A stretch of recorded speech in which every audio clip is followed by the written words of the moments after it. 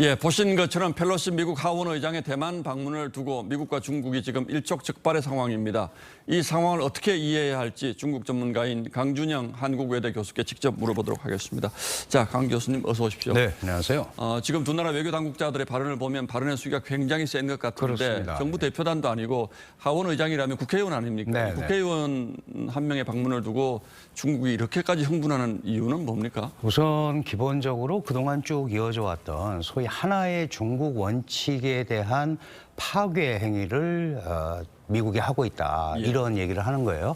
특히 이제 트럼프 대통령 이후에 특히 인도태평양 전략을 하면서 이제 대만을 예. 소위 전략적 가치를 높여줬단 말이죠. 그 이후에 그거를 바이든 대통령이 그대로 계승하면서 대만에 그 힘을 실어주는 지원 정책을 예. 계속합니다. 여기에 의회도 예.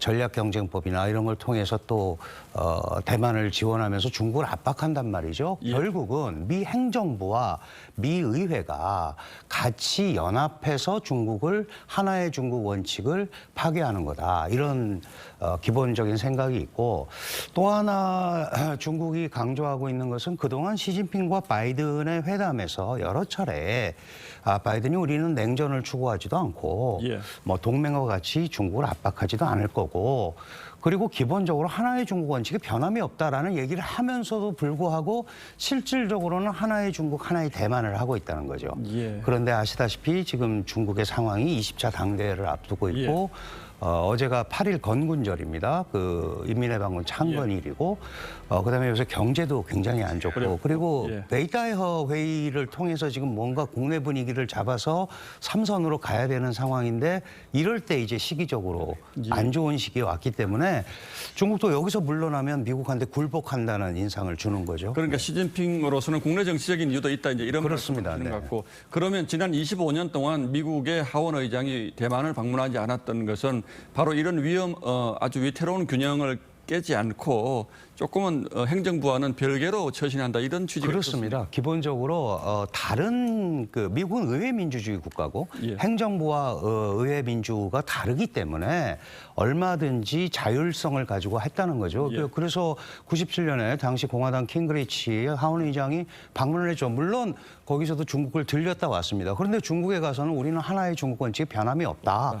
그러고 왔는데 지금 같은 경우에는 중국이 볼 때는 이거는 하나의 중국 원칙을 깨려고 하는 거다. 그리고 대만의 독립을 지원하는 거 아니냐라는 그런 생각도 하고 있는 거예요. 알겠습니다. 그런데 일각의 보도를 보면 대만 정부에서도 좀 안 왔으면 좋겠다 이런 의사 표시를 했는데 펠로시 의장이 밀어붙였다 이런 보도가 있습니다. 이건 네네. 어떻게 봐야 합니까? 시기적으로 좋지 않죠. 지금 이 시기가 그래서 약간 완곡하게 만류하는 그런 분위기를 보였다고 그러는데 개인적인 이유도 있을 거예요. 특히 이제 대중 강경론자하고 최근에 이제 민주 인권 이런 걸 고취시키는 예. 소위 미국의 가치 외교 이거를 자기가 몸소 의회 정치인으로서 한번 해야겠다는 생각도 있을 것 같고요. 또 하나는 지금 중간 선거에서 민주당이 굉장히 위험한데 민주당의 수장으로서 뭔가 이 대중 압박을 강화함으로써 이걸 약간 반전을 하려는 그런 의도도 좀 있지 않나. 미국 내에도 이제 역시 이제 네. 반중 정서가 지금 커지고 그렇습니다. 있으니까 네. 그러니까 중국 정부로 시진핑으로서도 국내 정치적인 요인이 좀 있고 또 바이든이라든지 펠로시 의장으로서도 국내 정치적인 요인이 좀 있다 이렇게 네. 그렇다면 머무르는 시간이 길지는 않습니다. 그런데 총통 만나고 어떤 메시지를 낼 걸로 보십니까? 기본적으로 이번 아시아 순방에 이제 이유가 있죠. 예. 민주, 자유, 그다음에 통치. 그러니까 뭔가 정상적인 국가들 간의 흐름을 만들겠다라는 게 이 펠로시 의장의 생각이란 말이죠. 그러면 그런 의미에서 대만은 민주, 자유를 신봉하는 국가란 말이죠. 예. 그러니까 충분히 파트너가 될 수 있고 그런 의미에서 같이 나아가자 이런 얘기를 할 것이고요. 예. 거기에는 당연히 대중 소위 반도체에 대해서 강점을 갖고 있으니까 공급망 압박 이런 것도 좀 미국과 같이 협조해서 가자라는 게 은연중에 전달이 될 수 있겠죠. 대만, 한국, 일본, 맞습니다. 미국 이렇게 이제 네네. 흘러가겠죠.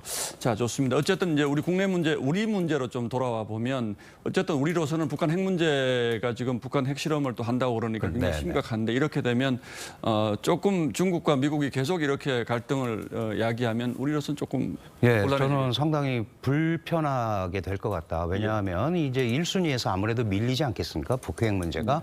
그렇지 않아도 답보 상태에 있고 지금 우리 새 정부가 들어와서 중국이 한미가 대북 강경책을 펴고 있다고 하는데 지금 양자 간의 관계가 촉발이 되니까 아무래도 우선순위가 조금 뒤로 물러설 수밖에 없다. 그렇게 된다면 지금 뭔가 의욕적으로 새로운 분위기를 만들어야 되는 우리 정부 입장에서는 좀 어려움이 많이 따를 것 같습니다. 예, 알겠습니다. 자, 지금 좀 강경론을 믿는 분들의 얘기긴 합니다만 미국이 중국에 말하자면 반도체 기업들을 계속 압박을 하면 중국이 결국은 본인들의 그 산업적인 측면에서 대만을 공격할 것이다. 네. 라는 시나리오도 있습니다. 네, 그 부분에 대해서 우리 강 교수님은 어떻게 보십니까? 저는 지금 뭐 사실은 그 공격을 해서 파괴시키는 건 가능하지만 점령하기는 굉장히 여러 가지로 어렵거든요. 그런데 그 점령을 한다고 해서 TSMC가 고스란히 중국의 것이 되는 건 아닙니다. 그게. 예. 그래서 그런 행동은 아마 중국에도 큰 득이 안 될 거다. 다만 이번 펠로시 방문을 계기로 어쨌든 펠로시는 떠나갈 거고요. 예. 이 부담을 상당히 대만이 지게 될 수밖에 없고 대만에 대한 압박이 계속 강화될 수밖에 없는 상황이다. 그렇다면 결국은 좀 연장선상에서 보면 시진핑이 어떤 형태로 삼선을 하고 이제 온전하게 완벽하게 집권하느냐 아니면 조금 이제 손상을 입으면서 집권하느냐 이 상황에서 손상을 입으면 입는 대로 또 완벽하면 완벽한 대로 가장 크게 목소리를 낼 수 있는 게 바로 한국과 대만이다. 이런 점에서 우리가 조금 그런 면에서 좀 예, 알겠습니다. 뭐 전 세계적으로 경제도 계속 어려워지고 또 시진핑은 3연임이라는 네. 어떤 목표가 있고 바이든도 중간 선거 있기 때문에 올 가을까지는 뭐 이런 류의 갈등이 그렇습니다. 좀 계속 지속되겠지만 그렇다고 지금 조금 전에 보신 것처럼 당장 무슨 무력 충돌이 있거나 이렇게 보시지는 않는다. 예, 그렇게 하기에는 서로에게 부담이 너무 크죠. 만약에 또 그렇게 할 삼성도 만한 어렵고. 동력은 없는. 예, 지금 그 정도 가지고 그렇게 너무 하면은 약간 오버하는 그런 모습이 보여질 겁니다. 예, 잘 알겠습니다. 자, 오늘 말씀 고맙습니다. 여기까지 듣겠습니다. 감사합니다. 예.